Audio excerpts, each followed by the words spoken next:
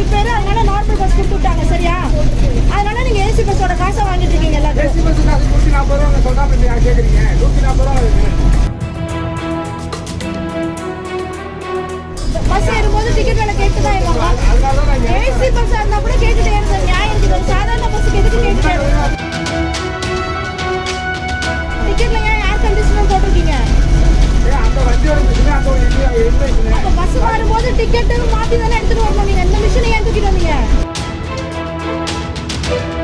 கேள்வி கண்டிப்பா கேட்கணும். கேட்காதனாலதான் இவ்வளவு பிரச்சனையே நடக்குது.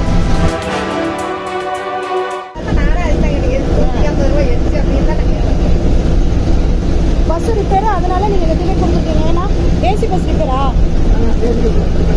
அதனால ஏசி பஸ்க்கு பதிலாக இந்த பஸ் கொடுத்துருக்கீங்க.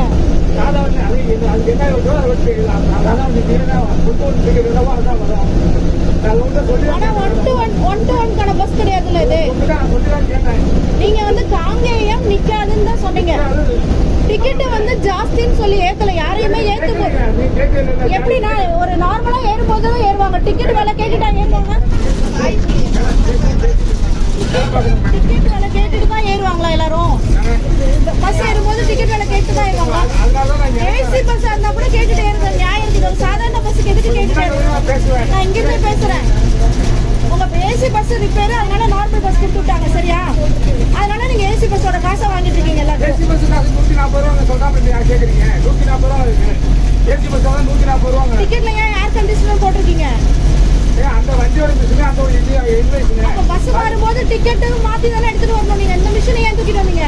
தெரியாம கொண்டு வந்து கொடுத்தாங்க. அப்ப நான் தான் முட்டாளா? தெரியாம சொல்றேன். தெரியாம கொடுத்தாங்க. எப்படின்னா நீங்க இந்த பதில் சொல்லி தெரியாம எப்படி நான் கொண்டு வருவீங்க இந்த மிஷினை? நாங்க செய்ய முடியும். நாங்க உங்களுக்கு உங்க ஆபீஸ்ல தான் கொடுத்து விட்டாங்க, அதனால நீங்க எடுத்துட்டு வந்தீங்களா?